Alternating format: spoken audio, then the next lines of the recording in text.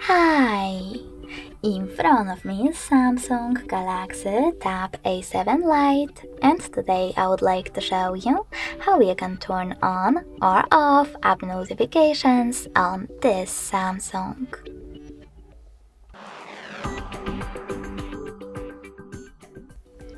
Begin by opening Settings.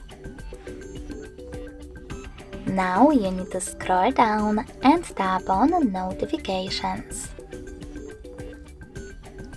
After that, select More and click on the sweater next to an app from which you want to block notifications, in my case Chrome. You can enable them by tapping on the same, now grey sweater.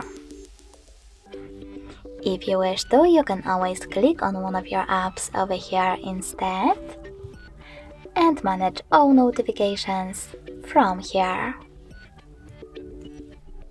Thanks so much for watching. If you enjoyed this video, smash that like button, comment and subscribe. Bye!